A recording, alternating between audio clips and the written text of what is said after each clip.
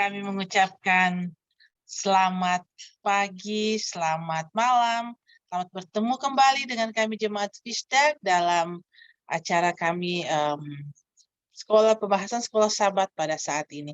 Kita akan segera mulaikan acara kita. Baiklah, kita akan mendengarkan sebuah lagu dan kita akan buka di dalam doa. Kami persilakan.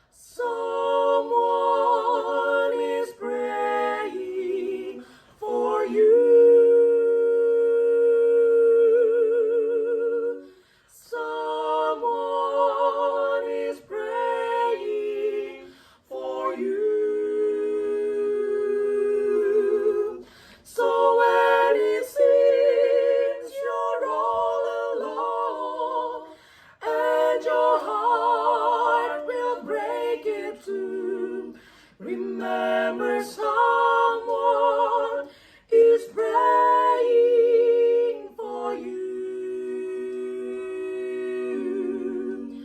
At the crowds round you gathered in the midst of the storm, is your ship tossed and battered? Are you weary and worn? Don't lose hope, someone's praying for you this very day, and peace be still is already on the way. Someone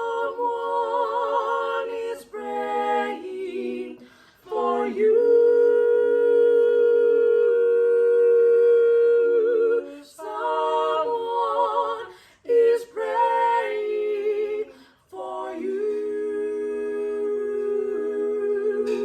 So when it seems you're all alone and your heart will break in two, remember someone is praying for you.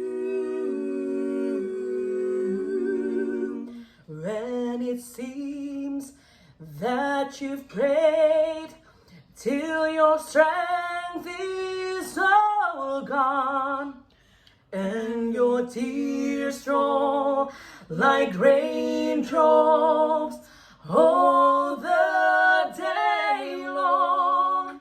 He cares and he knows just how much you can bear. He'll speak your name to someone in prayer.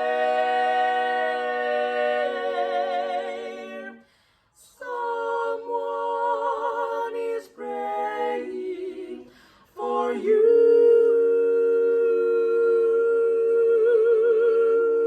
Someone is praying for you. So when it seems you're all alone and your heart will break in two, remember someone is praying for you.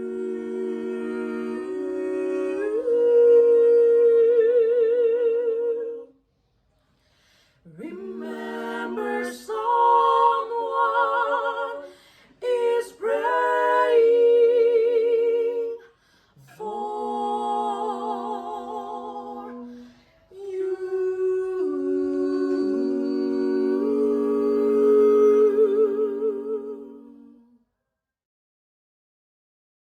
Amin. Amin. Terima kasih untuk Debbie Debbie Sianturi dan teman-temannya yang sudah membawakan lagu buka kita pada saat ini. Baiklah, kita akan berdoa bersama-sama. Kita satu di dalam doa. Tuhan Allah, Bapa kami yang ada dalam kerajaan surga, yang sang kami sembah siang dan malam, kami mengucap syukur kepadamu atas pimpinanmu di mana Engkau telah memimpin kami lagi hingga tiba pada malam ini atau pagi waktu Indonesia, dan kami siap untuk mendengarkan firman-Mu. Dimanapun kami berada Tuhan saat ini, biarlah Engkau urapi kami dengan roh suci dari surga, sehingga kami dapat mendengarkan atau berdiskusi dengan melalui pelajaran sekolah sahabat ini, dan kami memperoleh berkat, iman kami ditambahkan, nama-Mu dipuji dan dibesarkan. Pendeta Basius Abin juga Tuhan yang akan memimpin akan diskusi atau pelajaran ini, biarlah Engkau tambahkan hikmat akal budi dari surga, Engkau berkati dia Tuhan, sehingga dia juga dapat berkata-kata sesuai dengan kehendak-Mu, dan kami memperoleh berkat dari surga. Berkati juga Tuhan keluarganya, istri dan anak-anaknya, berikan juga kepada mereka berkat-berkat yang indah, berkat yang dari surga, Engkau limpahkan kepada keluarga ini, sehingga Tuhan mereka juga dapat memuji dan besarkan nama-Mu, karena berkat-berkat yang Engkau selalu berikan kepada keluarga mereka. Terima kasih Tuhan, bersama-sama dengan kami selalu. Ini doa dan harapan kami, dalam nama Yesus kami telah berdoa dan ucap syukur. Amin. Amin. Baiklah, untuk waktu dan kesempatan ini, kita serahkan kepada Pendeta Basius Abin untuk pekabarannya. Kami persilakan. Terima kasih Ibu Pendeta Tulus Nainggolan. Dan terima kasih juga untuk lagu yang dipersembahkan. Luar biasa. Dan selamat bertemu kembali. Pertama-tama saya tujukan kepada mereka yang ada di Zoom ini, kurang lebih 13-14 orang di sini, dan juga kepada yang menonton secara live stream, baik yang ada di Amerika, California, Colorado, dan bahkan di New Jersey. Dan juga penonton yang ada dari Indonesia. Selamat ketemu kembali. Sepertinya minggu ini adalah bagi saya minggu revival, karena saya lebih banyak di rumah yang membaca Alkitab dan berdoa dan relax, karena tidak ada banyak assignment yang saya miliki. Itulah sebabnya saya sangat senang berada bersama-sama dengan saudara-saudara di pertemuan selama 1 minggu ini. Oh ya, saya baru tahu bahwa Ibu Tulus Nainggolan ini farmnya Science Solar ya. Ya, farm Science Solar ini saya ingat 2 semester lalu, tahun lalu ya, awal tahun lalu, seorang mahasiswa saya bernama Aldo Science Solar, dia berkomitmen untuk melayani daratan Flores, dan tepatnya di Kabupaten Manggarai, Flores Barat. Dan dengan kehadirannya dia bisa membuka 2 sekolah sahabat cabang di kabupaten saya. Dan bahkan dia ini orang muda, dia mau menikah, dan dia tidak mau menikah di Manado.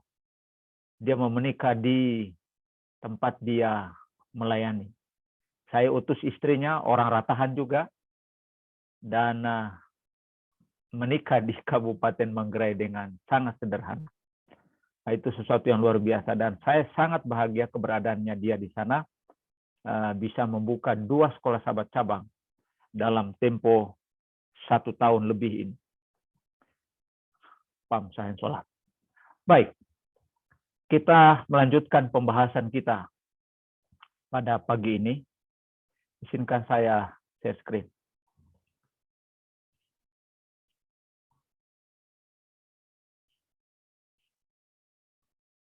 Oh, boleh.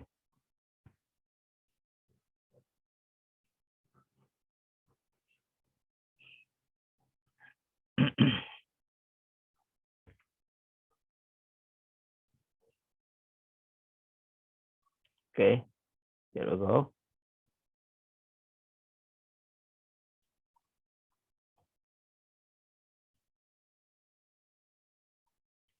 Oke, saya harap screen saya ini sudah dapat dilihat. Ini pelajaran hari Kamis. Kita di Indonesia sudah hari Jumat, hari terakhir di 2021. Pelajaran hari Kamis judulnya adalah akhir zaman atau zaman akhir.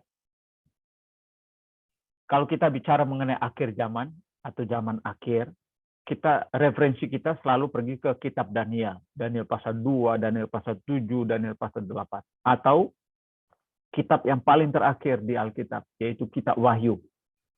Karena informasi mengenai kedatangan Kristus itu lebih banyak disampaikan oleh buku-buku eskatologi, yaitu buku akhir zaman itu Daniel dan Wahyu. Dan terutama kitab Wahyu. Ya, di pasal terakhir, Wahyu pasal 22, berkali-kali informasi mengenai kedatangan Tuhan itu ditulis, disampaikan kepada pembaca. Tapi hari ini, pada pelajaran hari Kamis ini, kita melihat perspektif yang lain dari penulis Perjanjian Baru, yaitu Rasul Paulus dalam kitab Ibrani. Ya. Bagaimana konsep akhir zaman dalam kitab Ibrani? Oke, fokus pelajaran kita sepanjang hari Kamis ini ada 2. Yang pertama, penulis sekolah Sabat ini pertama-tama dia memberikan gambaran sebagai, saya mau istilahkan, prototipe, bentuk awal bagaimana orang Israel tidak siap bagi hari besar, tidak siap bagi janji tentang memasuki tanah perjanjian. Dan mereka memberontak. Itu fokus pelajaran kita yang pertama. Yang kedua adalah berpedoman pada pengalaman orang Israel. Maka Paulus dalam kitab Ibrani ya, memberikan gambaran dan juga nasihat ya, untuk umat Tuhan di akhir zaman. Dan bagaimana nasihatnya tentang persiapan kedatangan Kristus yang kedua kali. Jadi ini adalah 2 fokus utama dari pelajaran hari Kamis. Mari kita lihat yang pertama. Referensi teks yang diambil dalam pelajaran ini. Yang pertama, Israel dan janji Allah. Janji tentang tanah perjanjian. Teks yang pertama, yang saya tidak mau baca secara keseluruhan pasal ini, Bilangan pasal 13. Bilangan pasal 13, secara keseluruhan, pasal ini bicara mengenai orang-orang Israel yang diwakili oleh satu orang di setiap suku untuk mengadakan pengintaian Kanaan. Oke. Jadi dipilihlah orang, disebutkan di sana pada awal pasal. Orang-orang ini mewakili suku ini dan mereka diutus untuk mengintai, untuk melihat ya apa yang terjadi di tanah Kanaan ini. Lalu kita ringkas informasinya itu yang saya sebutkan di sini di ayat 27 sampai ayat 29. Setelah mereka diutus, mereka menyaksikan apa yang terjadi di tanah Kanaan itu. Lalu memberikan report. Mereka katakan negeri itu, tanah Kanaan itu berlimpah susu dan madu. Itu adalah gambaran positif. Negeri itu berlimpah susu dan madu. Istilah susu dan madu berkali-kali diberikan kepada orang Israel sebagai tempat yang idealis sekali bagi orang-orang Israel, maksud saya, untuk memasuki. Itu artinya tanah yang kaya. Ada susu dan madu. Negeri itu berlimpah susu dan madu. Aspek positif diinformasikan oleh pengintai. Tetapi ada aspek negatif yang mereka mau katakan. Bangsa itu kuat. Kotanya berkubu. Keturunan enak. Orang-orang raksasa. Jadi ini adalah gambaran superiority. Gambaran super. Tentang pertahanan orang-orang Kanaan. Tentang gambaran fisiologis orang-orang Kanaan. Keturunan enak, orang-orang raksasa. Lalu apa yang terjadi kemudian, gambaran berikutnya oleh pengintai ini, ya, oleh pengintai adalah ayat 31 sampai 33. Kita tidak dapat maju berperang. Alasannya, mereka lebih kuat dari kita. Itu pertama. Yang kedua, negeri yang kita masuki itu memakan penduduknya. Kanibalis. Ya kan? Orang suka makan daging manusia. Dan orang-orang itu tinggi perawakannya. Jadi ini adalah informasi dari pengintai yang sangat bersifat discouragement. Ya. Tidak memberikan kekuatan. Itu bertentangan dengan Kaleb. Oke. Kaleb mengatakan kita harus maju. Kita harus maju dan pasti kita menang. Jadi ini gambaran yang membuat mereka sangat discouraged. Ya. Kaleb mengatakan kita bisa maju. Dan menarik perhatian kita di sini, gambaran secara fisik melampaui iman mereka. Saya ulangi ayat 31 sampai 32. Gambaran superiority dari orang-orang Kanaan itu melampaui batas iman yang mereka miliki. Artinya mereka tidak memiliki iman. Apakah Kaleb mengatakan bahwa mereka lemah? Tidak. Apakah Kaleb mengatakan mereka berbohong bahwa penduduk itu memakan manusia? Tidak. Apakah Kaleb mengatakan bahwa bohong itu, bahwa perawakan mereka kecil? Tidak. Kaleb mengakui bahwa itu benar. Tetapi iman Kaleb melampaui batas gambaran-gambaran yang diberikan oleh pengintai lain. Ya. Jadi, kalau saya memberikan gambaran terhadap musuh yang menghadapi saya melebihi iman saya, maka kita ini kurang iman. Iman itu adalah iman ya, berdasarkan terminologi sederhana. Iman itu adalah mempercayai sesuatu yang tidak masuk di akal. Ya, atau irasional. Maksudnya begini, bagaimana mungkin Daud bisa mengalahkan Goliat? Kalau kita membuat kalkulasi kita, itu tidak mungkin. Tapi karena iman itu melampaui batas-batas cara kita berpikir. Itu maksudnya ya. Dan Daud mengalahkan Goliat karena iman.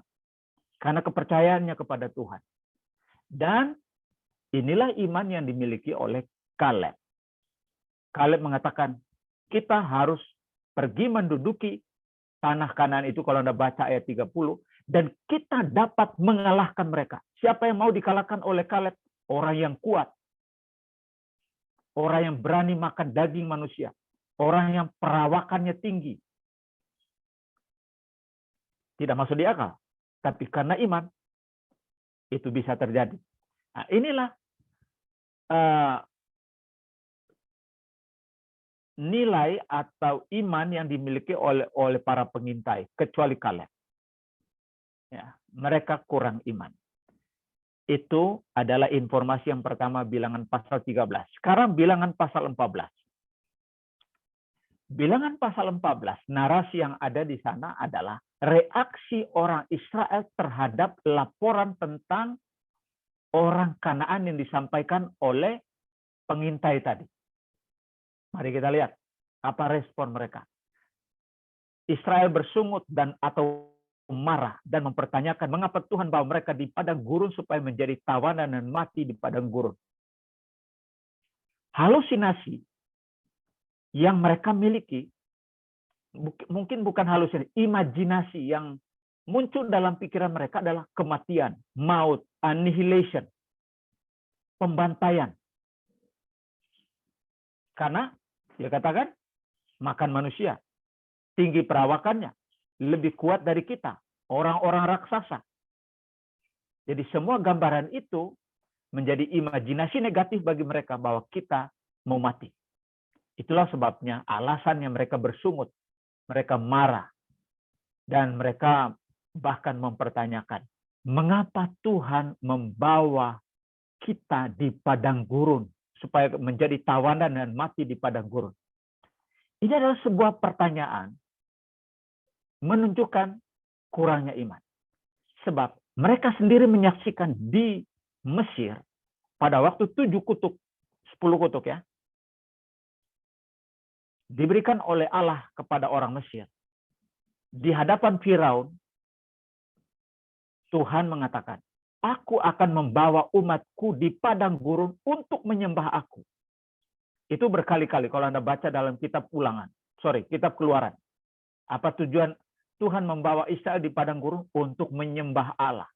Sekarang di kitab Bilangan, mereka menghadapi masalah, membangkitkan pertanyaan untuk melawan program dari Allah tadi itu. Mempertanyakan mengapa Tuhan membawa mereka di padang gurun. Karena apa? Karena imajinasi tentang kematian, imajinasi tentang pembunuhan, melebihi dari janji Allah untuk melindungi mereka. Itu yang pertama ya. Ayat 2 dan ayat 3a. Sekarang kita baca selanjutnya. Israel, reaksi yang berikutnya, Israel ingin mengangkat seorang pemimpin untuk memimpin mereka kembali ke Mesir. Luar biasa, ini sebuah pemberontakan yang sangat vulgar. Mereka ingin, ya siapa yang mengangkat Musa? Allah. Apa tujuan Musa diangkat? Untuk menuntun orang Israel di padang gurun untuk belajar sesuatu, belajar dari Allah. Sekarang mereka ingin mengangkat seorang pemimpin yang lain untuk memimpin mereka kembali ke Mesir. Di Mesir mereka diperhamba, bekerja sebagai rodi, ya, sebagai apa itu? Sebagai slave. Tapi mereka lebih suka hidup sebagai hamba dibandingkan hidup dalam kesusahan tapi di bawah tuntunan Tuhan. Mereka tidak mau mati. Dan mereka meragukan kuasa Tuhan di padang gurun. Seringkali kita ragu ya kekuasaan Tuhan itu dalam saat-saat poin-poin tertentu dalam perjalanan kita. Sebut saja, COVID-19 sudah hampir 2 tahun. Apa yang kita pelajari di sana? Apakah kita mempelajari ketakutan? Atau kita mempelajari kita masih memiliki Allah yang perkasa dan melindungi orang-orang yang percaya kepadanya. Penyebaran Omikron di Amerika dalam berita beberapa hari ini sangat besar, terutama di California. Saya menulis dalam Messenger salah seorang elder di Amerika, di jemaat, salah satu jemaat sana. Tuhan akan melindungi umat-umat Allah di sana. Kita tidak perlu memberontak, tidak perlu gelisah. Menerapkan protokol kesehatan. Kita ikuti aja. Ya, jadi Anda lihat di sini Israel memberontak sesuatu yang merugikan mereka secara fisik. Kalau mengangkat pemimpin, bukan yang dipimpin oleh Tuhan, itu adalah bukti pemberontakan terhadap Allah. Itu ayat 3 dan 4. Ayat 11, 12, dan 22. Israel tidak percaya sekalipun ada tanda mujizat dari Allah. Sudah pasti tidak mau mendengarkan suara Tuhan. Luar biasa. Mujizat apa yang terjadi pada orang Israel? Kita kembali ke kitab kitab Keluaran. Kan? Sebuah bangsa yang besar, memiliki kekuatan militer yang besar. Secara politik, Mesir bisa dikalahkan oleh bangsa hamba. Oleh karena kekuatan Tuhan. Nah, tindakan itulah yang kita sebut dengan redemptive action dari Tuhan. Tindakan penebusan. Bahkan mujizat-mujizat terjadi ketika mereka keluar dari Mesir pada malam Paskah itu.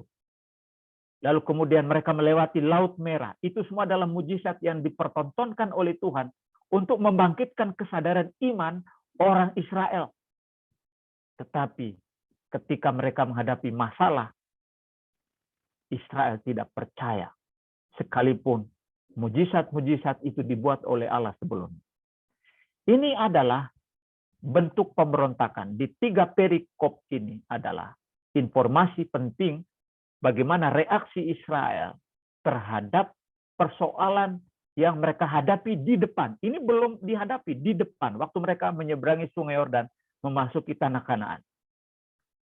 Dan Tuhan bernegosiasi dengan Musa, kalau Anda baca seterusnya pasal ini, kalau boleh jangan kau binasakan. Tapi Tuhan memberikan hukuman yang kecil. Ayat 30 sampai 32. Para pemberontak yang berumur 20 tahun ke atas tidak dapat memasuki negeri perjanjian dan mereka mati di padang gurun. Ini adalah reaksi empatik, bukan reaksi hukuman. Kalau hukuman, mereka semua mati di padang gurun. Ini adalah 2 pasal gambaran awal bagaimana mempersiapkan diri bagi tanah perjanjian yang dijanjikan oleh Allah. Apa implikasi untuk kita dari pelajaran Bilangan pasal 13 dan 14? Pemberontakan Israel adalah produk dari ketidakpercayaan mereka kepada Allah. Jadi, pemberontakan mereka adalah mereka tidak percaya kepada Allah. Dan berikutnya, mereka terlalu fokus pada persoalan yang mereka hadapi. Ya kan? Fokus pada problem, tidak fokus pada oknum yang menuntun kita di dalam persoalan. Itu implikasi yang pertama. Yang kedua, problem yang dihadapi Israel adalah menciptakan disorientasi tujuan. Tujuan mereka tadinya untuk menyembah Allah dan menuju ke tanah perjanjian. Sekarang mengalami disorientasi. Oleh karena apa? Persoalan. Sama dengan kita kali ya. Persoalanlah yang membuat kita tidak setia kepada Tuhan. Disorientasi iman, disorientasi tujuan. Ya. Mesir adalah tempat penjajahan Firaun. Dan Kanaan adalah tempat perjanjian bersama Allah. Tapi mereka suka pulang ke Mesir tanpa Allah di Mesir daripada bersama Allah di tanah Kanaan. Itu sesuatu yang sangat ironi, ya. Dan inilah yang membuat mereka mengalami disorientasi tujuan. Tujuan hidup orang Israel adalah memasuki tanah Kanaan. Yang ketiga, Israel tidak menghargai redemptive action in the past dari Allah. Saya katakan tadi, kisah mengenai Israel keluar dari Mesir itu sungguh luar biasa. Dan informasi ini diulang kembali dalam Keluaran pasal 19. Dan bahkan sebelum hukum pertama di Keluaran pasal 20, informasi redemptive action ini diulang kembali oleh Tuhan.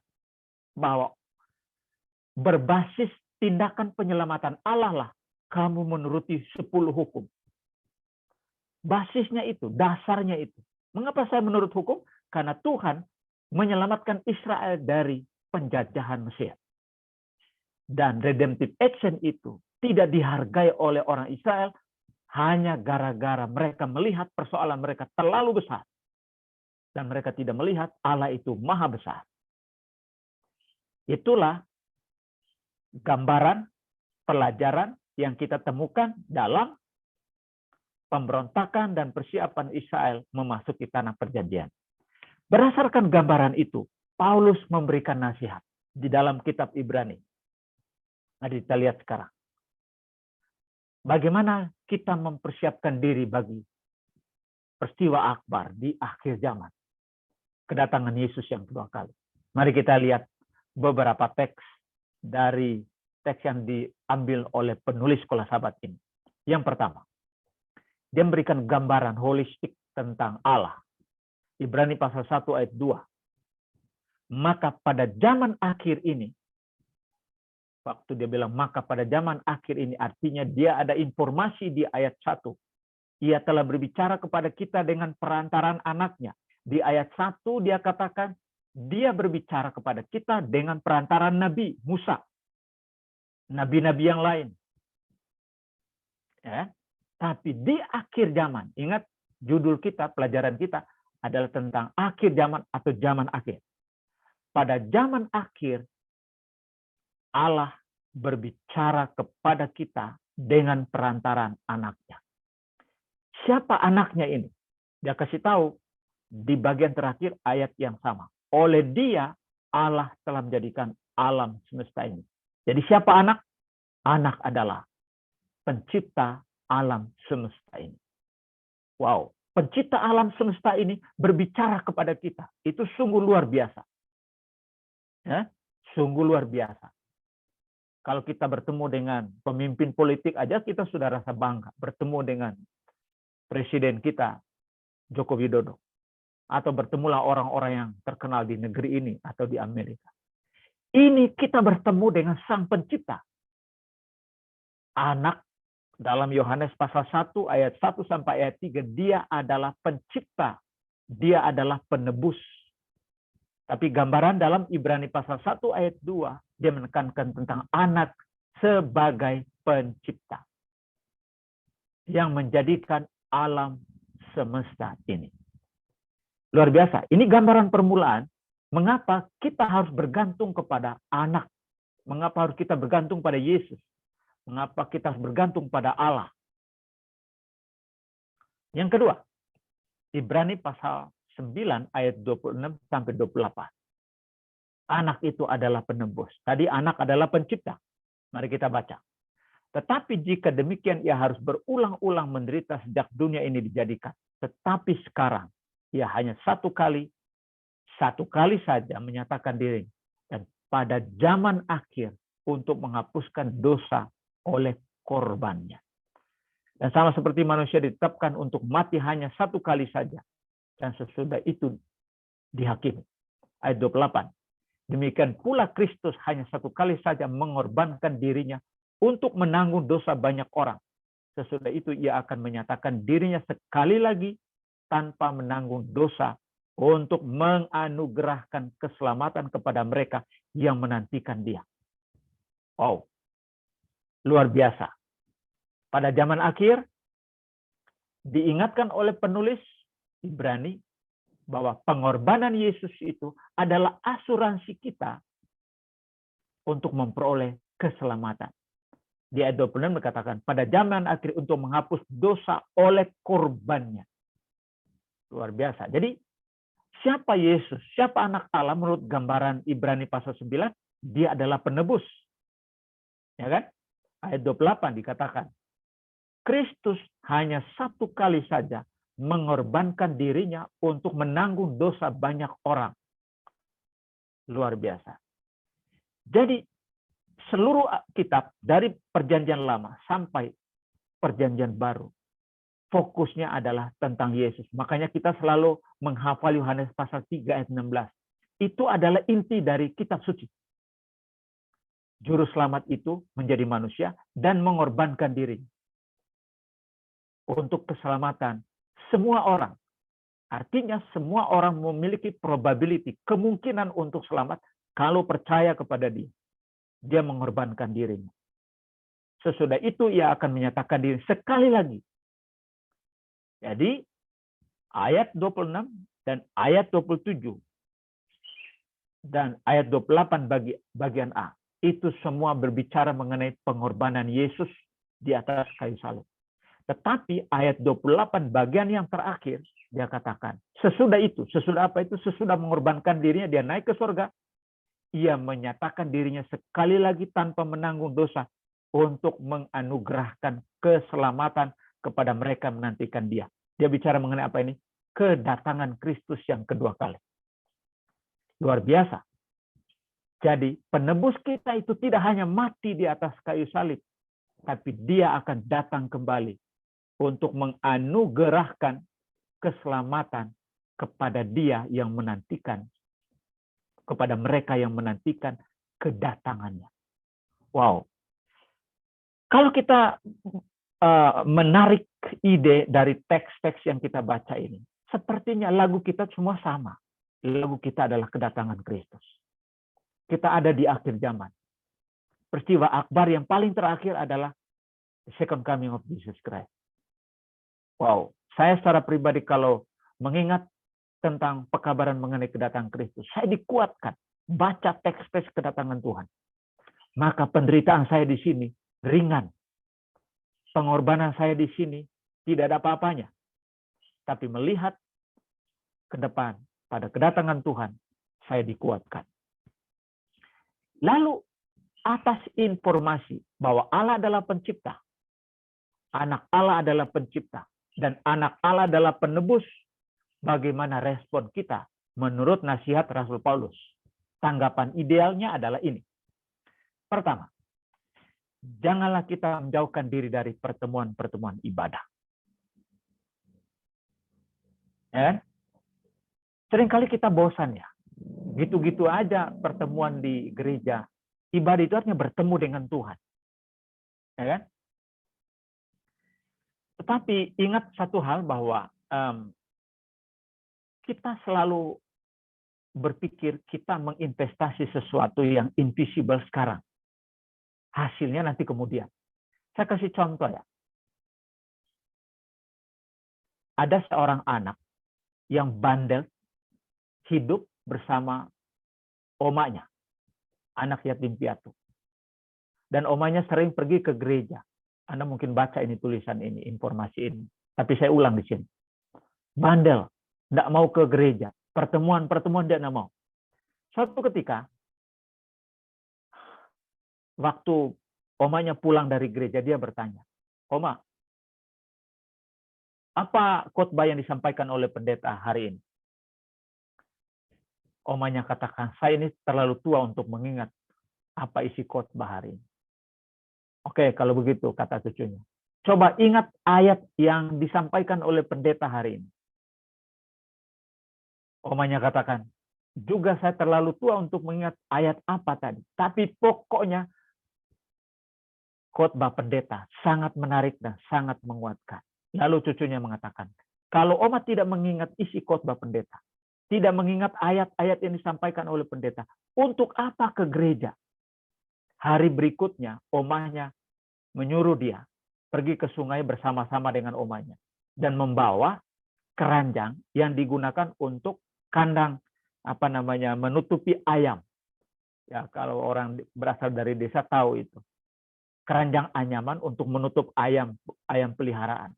Dan dia membawa keranjang itu. Omanya suruh dia pergi ke sungai untuk membawa keranjang. Dan omanya menyuruh sesuatu. Tolong timba air dengan keranjang anyaman itu.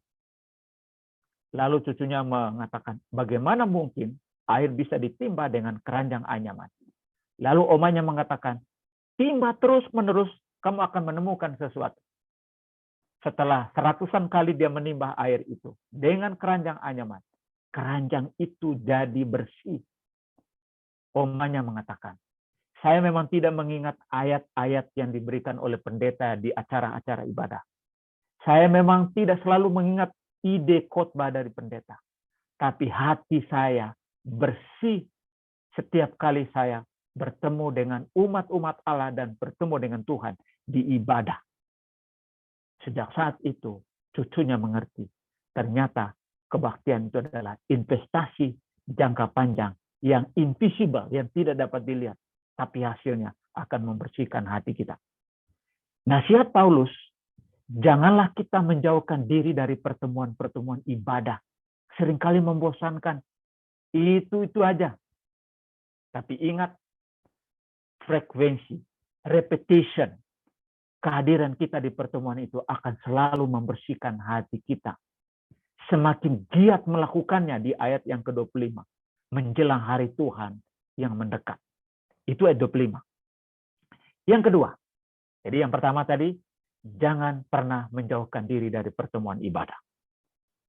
Yang ketiga, kamu memerlukan ketekunan. Maksud saya yang kedua ya. Supaya sesudah kamu melakukan kehendak Allah, kamu memperoleh apa yang dijanjikan itu. Jadi, apa yang dibutuhkan oleh kita semua ini, menjelang kedatangan Tuhan, ketekunan. Iman kita adalah iman seringkali on off, on off. Kalau orang Sumatera bilang, ada uang, abang disayang. Tak ada uang, abang melayang. On off, situasional, sangat kondisional ketekunan kita. Tapi Rasul Paulus mengatakan, kita memerlukan ketekunan baik atau tidak baik waktu. Berikutnya, informasi ini penting. Ayat 37. Sedikit waktu lagi, dia akan datang. Luar biasa. Apa tujuan kita menghadiri pertemuan-pertemuan kudus? Untuk menyucikan hati kita. Apa tujuannya kita memerlukan ketekunan? Karena Yesus sudah datang. Akan segera datang. Ayat 39. Kita bukanlah orang-orang yang mengundurkan diri dan binasa. Tapi orang-orang yang percaya dan yang beroleh hidup. Inilah nasihat Rasul Paulus. Menanggapi informasi bahwa Yesus adalah pencipta, Yesus sebagai anak Allah adalah penebus, Yesus itu akan datang kembali. Jadi, reaksi ideal, tanggapan ideal dari kita adalah, jangan kita menjauhkan diri dari pertemuan-pertemuan kudus, kita memerlukan ketekunan. Dan iman kita tidak boleh goyah. Teks terakhir. Jagalah. Ini masih soal tanggapan. Supaya kamu jangan menolak Dia yang berfirman padamu. Mungkin secara verbal kita tidak pernah mengatakan saya menolak Yesus. Tetapi aksi kita setiap hari. Kita berdoa seringkali hanya karena ada waktu. Rutinitas kita setiap hari ada waktu. Padahal kalau kita percaya tentang kuasa Allah dalam doa itu waktu doa itu harus spesial time untuk kita semua, kita sisihkan. Bukan karena ada waktu atau tidak ada waktu. Pertolongan Tuhan unconditional. Mengapa doa kita bersifat kondisional? Janganlah kamu menolak Dia yang berfirman kepadamu. Ayat 28, saya tidak mau baca semua di sini. Jadi, karena kita menerima kerajaan yang tidak tergoncangkan, marilah kita mengucap syukur dan beribadah kepada Allah menurut cara yang berkenan kepadanya dengan hormat dan takut akan Tuhan. Itu adalah tanggapan ideal terhadap Allah sebagai pencipta, Allah sebagai penebus, Allah yang menjanjikan bahwa Dia akan datang kembali. Itu luar biasa. Mari kita lihat implikasi dari nasihat Rasul Paulus.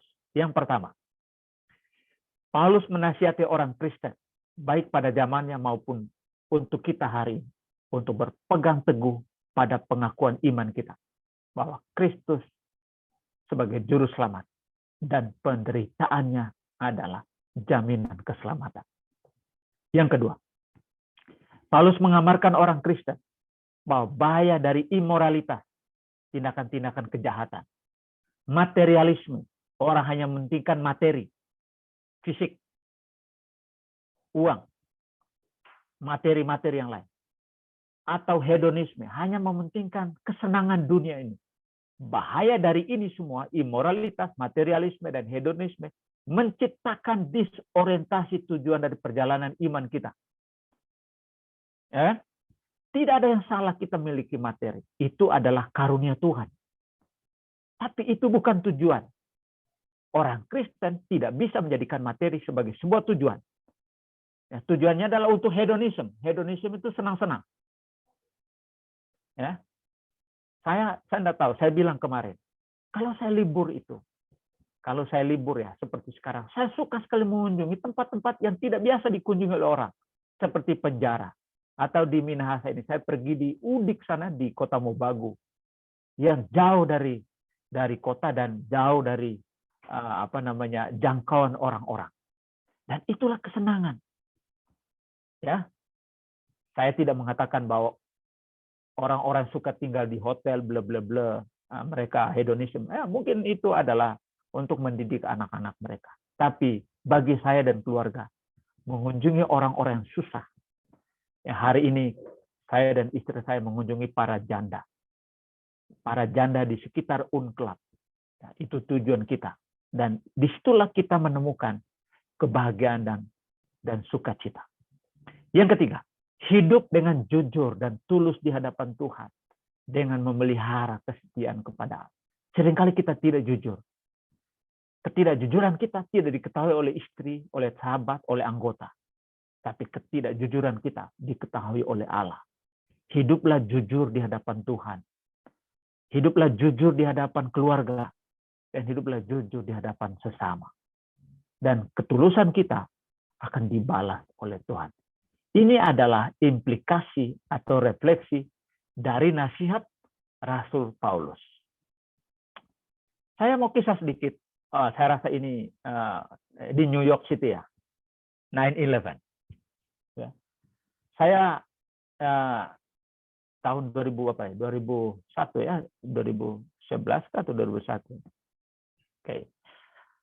Ini adalah peristiwa yang menggemparkan dunia. Tapi ada kisah-kisah minor. Saya bilang kisah minor ya, kisah-kisah kecil yang tidak sempat dibaca oleh pembaca mengenai serangan teroris ini.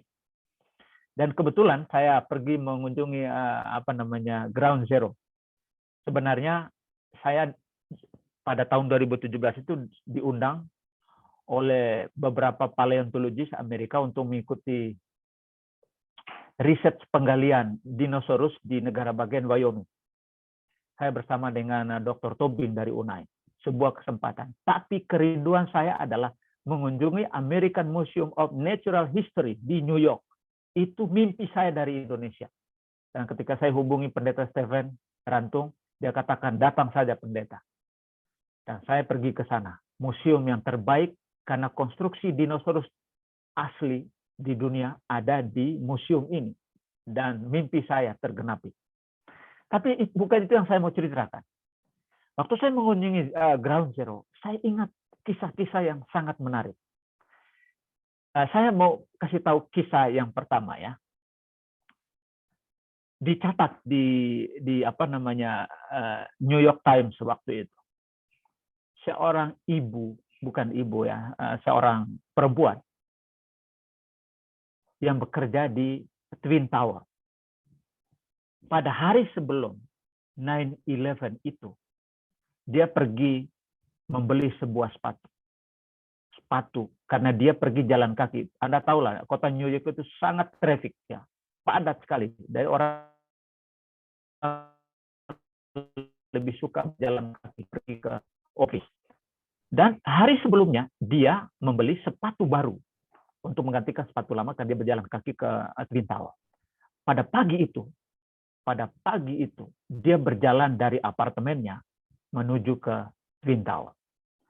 Dan entah bagaimana sepatu yang dia miliki, yang dia beli pada hari sebelumnya, tidak sesuai dengan diharapkan oleh sebab tidak merasa comfortable di kakinya. Dan selama perjalanan kakinya lecet dan dia singgah di drugstore atau apotik ya. Dan tentu saja takes time ya. Dan dia benci dengan keterlambatannya di masuk ke kantor itu. Dan dia sangat kesal hari itu karena dia terlambat 15 menit. Pada jam sebelum dia masuk kantor, teroris menyerang 2 Twin Tower itu.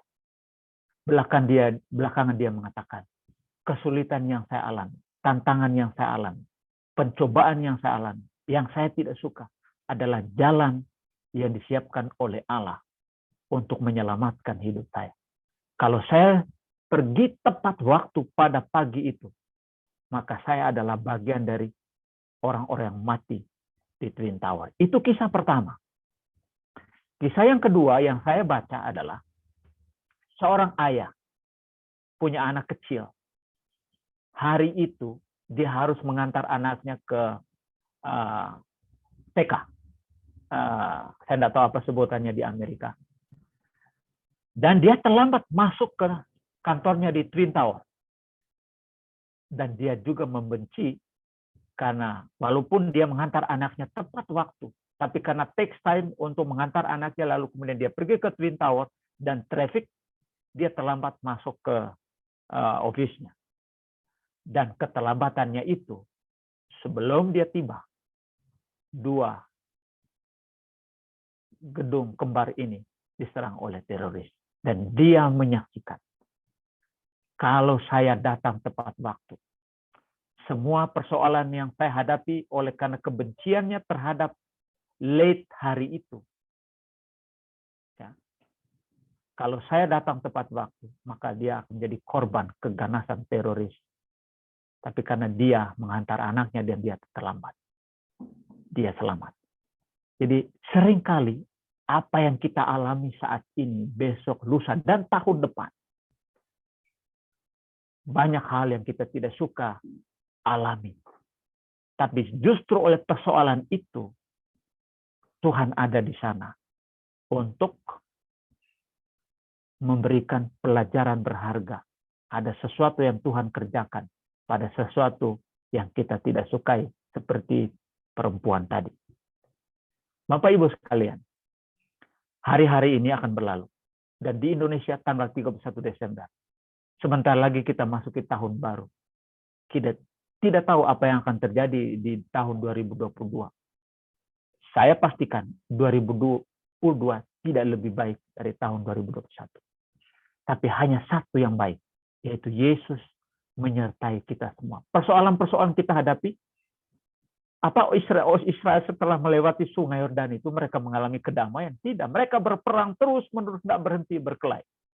Tapi Tuhan menyertai mereka setelah masuk ke tanah perjanjian. Yesus katakan dalam Wahyu pasal 22 ayat 12 sampai 14, Aku datang segera.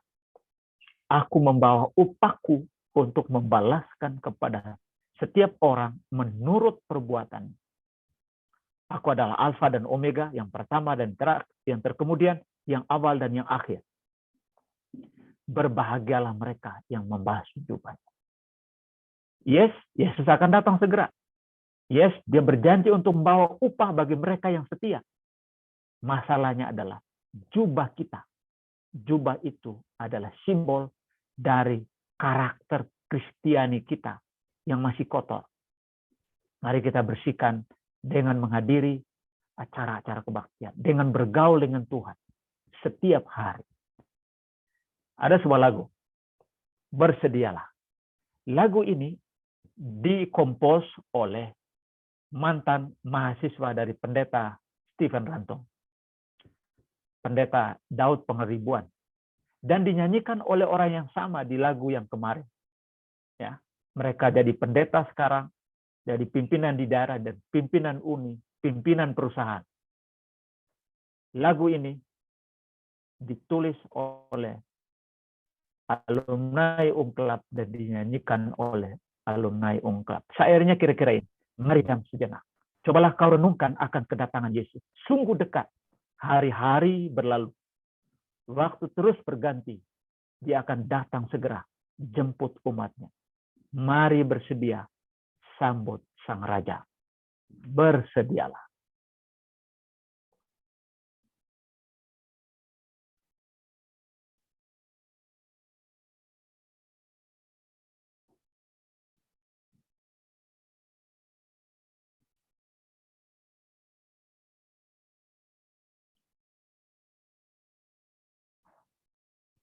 Oke, saya mau share lagu ini.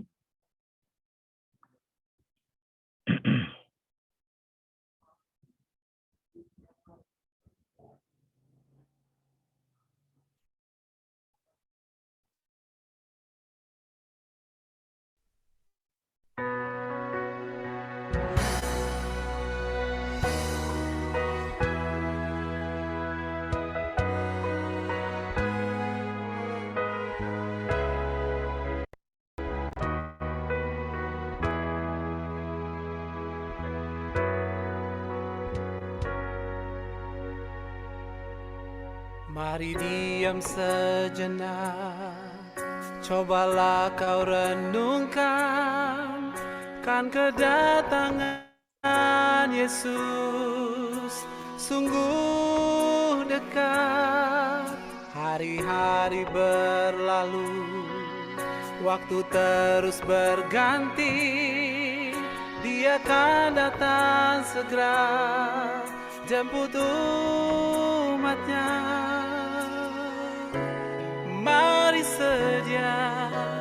sambut sang raja. Oh bersedialah, sambut rajamu. Dia datang Dengan kemuliaan, oh bersedialah, terima mahkota karunia, hidup yang kekal.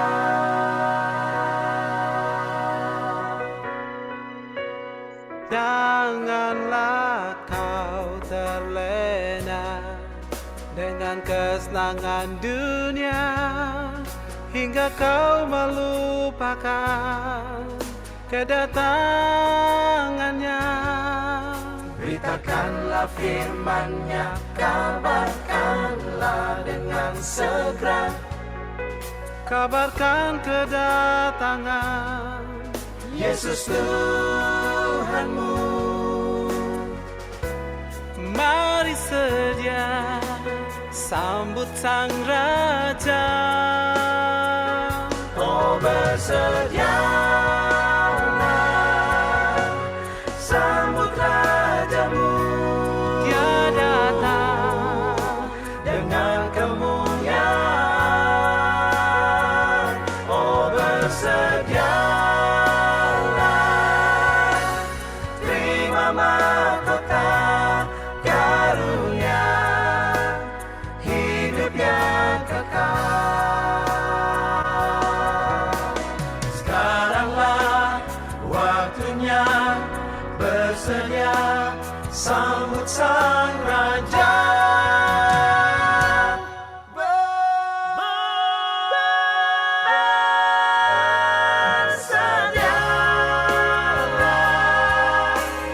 sambut rajamu. Dia datang Dengan kemuliaan, oh bersedialah, terima mahkota karunia, hidup yang kekal. Karunia, hidup yang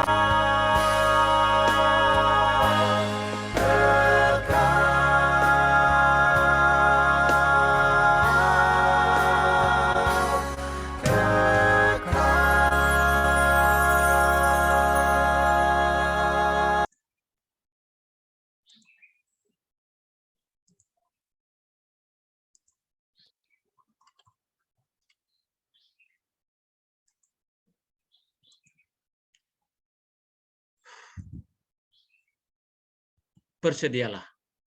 Kita akan masuk ke tahun 2022. Ada banyak harapan, ada banyak impian, ada banyak cita-cita. Tapi satu hal yang pasti, Tuhan akan menyertai kita jika kita setia sampai Tuhan datang. Ketidaksetiaan, maka tahun 2000, tahun baru ini tidak ada artinya bagi kita. Kesetiaan adalah kata kunci bagi kehidupan orang-orang yang hidup di akhir zaman. Semoga Tuhan memberkati kita, adalah doa saya. Terima kasih Pendeta Abin atas firman yang begitu baik. Biarlah kita bisa bersedia terutama di tahun yang akan datang ini agar kita lebih siap untuk menanti kedatangan yang kedua kali. Baiklah, kita akan masuk ke dalam bagian kedua, yaitu kesaksian dan permintaan doa. Saya persilahkan kepada yang sekarang berada di Zoom, jika ada permintaan doa atau kesaksian, boleh mengangkat tangannya atau beri tanda. Oke, silakan keluarga Simatupang.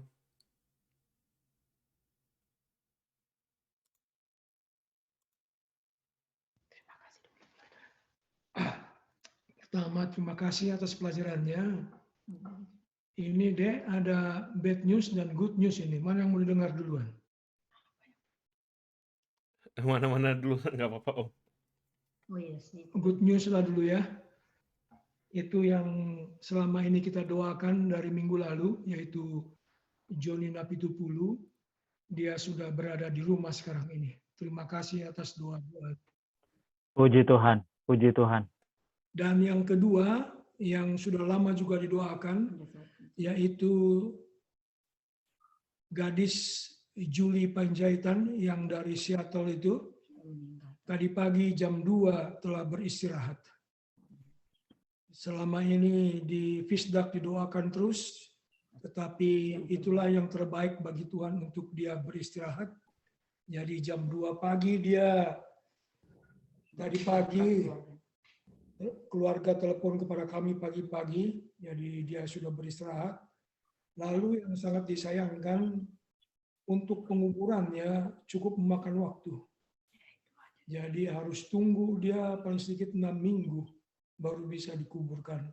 Kita doakanlah keluarga besar Panjaitan dalam kedukaan ini. Terima kasih. Terima kasih, Om Simatupang. Dan juga Informasinya. kami doakan, oleh karena sebetulnya hari ini kami berangkat ke San Francisco, tetapi oleh karena jalan ditutup, oleh karena banyak salju, jadi kami undur keberangkatan kami hari ini, dan besok pagi-pagi sekali kami akan rencana berangkat dengan mobil. Saya kurang tahu apakah jalannya sudah dibuka atau belum. Kalau masih ditutup, terpaksa kami harus muter lagi, tambah 2 jam perjalanan lagi. Terima kasih. Doakanlah.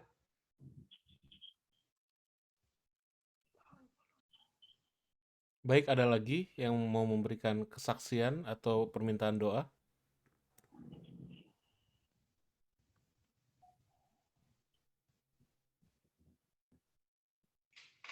Yang dari Zoom?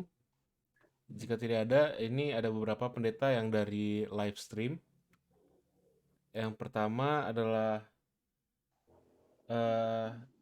tolong doakan 2 anggota Fisdak yang berulang tahun hari ini, yaitu Tante Daisy Kaligis dan juga Om Jimmy Sangeroki.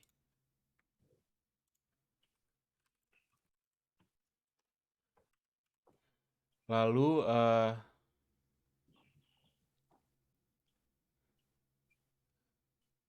tolong doakan juga yang sedang sakit, yaitu Bridget Sumendap dan juga anaknya Connor.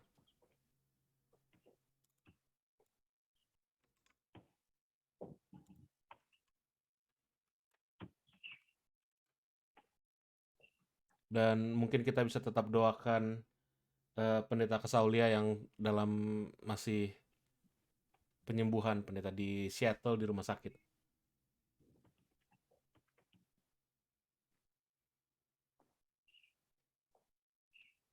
Baiklah, apa masih ada lagi yang dari Zoom? Kalau tidak ada lagi, saya persilakan pendeta.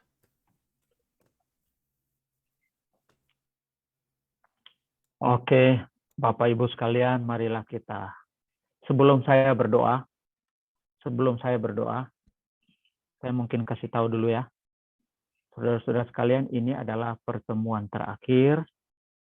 Jadi saudara-saudara, kalau Bapak Ibu sekalian ingin berkonsultasi, saya kasih share ini screen dulu sebelum saya berdoa. Sorry. Anda memiliki pertanyaan atau konsultasi pribadi untuk didoakan, anytime boleh menghubungi saya. Ini adalah nomor HP saya untuk WA, ya, WA only. Kalau Anda juga mau kontak saya melalui Messenger Facebook, Facebook saya ada 2, satu yang aktif, satu yang tidak aktif. Tapi yang aktif itu boleh Anda lihat di wall. Jadi tolong kontak saya kalau Anda memiliki pertanyaan terkait dengan pelajaran kita sepanjang 1 minggu, atau memiliki konsultasi pribadi untuk didoakan, untuk di-sharing, tolong hubungi saya melalui nomor ini atau melalui Messenger Facebook. Hanya itu informasi saya. Mari kita berdoa. Bapa Surgawi, Allah yang kekal, terpujilah namamu, karena kebesaranmu di sorga dan di bumi, di hati kami. Kami memiliki pertemuan yang sederhana pada hari ini, melanjutkan pertemuan kami yang kami lakukan sepanjang minggu ini. Kami bersyukur padamu karena Engkau adalah pencipta kami.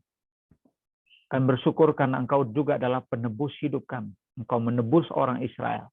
Engkau juga menebus hidup kami melalui pengorbananmu di atas kayu salib. Lebih dari segalanya, kami masih di sini, di planet bumi, di mana kami berpijak. Kami memiliki banyak persoalan, banyak pertentangan, banyak kegelisahan, banyak sekali yang harus kami kerjakan mengalami tantangan yang banyak. Kami mohon kuasa-Mu menyertai kami, baik jemaat maupun keluarga kami masing-masing, baik yang ada di Zoom ini maupun yang menonton di live stream. Tuhan pelihara mereka. Pergulatan-pergulatan yang kami telah lalui di tahun 2021 ini, kami melihat ke belakang, Tuhan Maha Besar. Dan kami akan menatap ke depan di tahun 2022. Kami tidak tahu apa yang akan terjadi. Satu hal yang tidak akan pernah kami lupa. Kau akan bersama-sama, berjalan bersama-sama kami menuju kedatangan Tuhan. Tuhan, kami mohon kepadamu, berikanlah kami kekuatan dalam berbagai pengalaman kehidupan yang kami alami setiap hari, setiap minggu, setiap bulan, setiap tahun. Itulah iman kami. Iman kepadamu yang maha besar dan kuasa itu. Bapa, pada pagi ini, pada malam ini, kami memiliki permintaan khusus seperti yang disampaikan tadi. Yang disampaikan oleh keluarga Simatupang. Ada berita baik karena Tuhan menyembuhkan salah seorang saudara yang disebutkan tadi. Tuhan, berikanlah dia kesetiaan melalui pengalaman ini. Kami juga mendapatkan informasi yang sedih oleh karena salah seorang dari anak Tuhan telah pergi, telah beristirahat, menantikan kedatangan Tuhan dalam kubur. Berikanlah penghiburan kepada keluarga yang ditinggalkan, jemaat, dan orang-orang yang dikasihi di sekitarnya. Hiburkanlah mereka, Tuhan. Pagi ini juga akan berdoa untuk keluarga Simatupang yang mengadakan itinerary, mengalami halangan karena cuaca yang tidak memungkinkan. Bukakan jalan untuk itu, Bapak. Berkati keluarga ini, Bapak dan Ibu Simatupang, dalam aktivitas setiap hari, dalam gereja, dan bahkan dalam kehidupan pekerjaan. Kami berdoa khusus juga Tuhan untuk hari baik, karena salah seorang anak Tuhan, Desi Kaligis dan Jimmy Sangeroki, merayakan ulang tahun. Kau telah menuntun mereka di tahun-tahun yang silam selama tahun 2021 ini. Hari ini mereka bersyukur karena Tuhan telah memelihara perjalanan mereka semua. Dan kami percaya mereka telah menjadi pemenang hidup dalam pergumulan dan pergulatan-pergulatan hidup. Demikian juga Tuhan Bridget Sumendap dan anak mereka Kona. Pelihara mereka Tuhan. Berikanlah mereka bantuan sesuai dengan kerinduan mereka di dalam keluarga. Kesehatan, kekuatan, dan keberuntungan. Demikian juga tak henti-hentinya kami berdoa untuk hamba Tuhan, Pendeta Saulia dalam penyembuhan. Tuhan, orang tua ini membutuhkan kuasa-Mu. Dan berikanlah mereka, Pendeta Saulia, kesembuhan yang maksimal. Melalui doa kami semua ini akan dijawab oleh Tuhan. Kami berdoa untuk semua yang hadir pada saat ini dan bahkan yang hadir setiap hari sepanjang minggu ini, baik yang di Zoom ini maupun live stream. Pelihara kami semua. Berkati keluarga Pendeta Stephen Rantung. Berkatilah keluarga Pendeta Tulus Nenggolan. Berkatilah tua-tua jemaat. Berkati orang-orang muda yang bergabung bersama-sama kami. Dan orang-orang yang lanjut usia. Pelihara mereka semua, Tuhan. Inilah doa kami, Tuhan. Kami serahkan hidup kami ke dalam tangan-Mu. Kami akan menyambut Sabat-Mu hari ini di Indonesia dan besok di Amerika. Dan kami juga menyambut tahun baru. Ampuni dosa kami, dalam nama Yesus kami berdoa. Amin.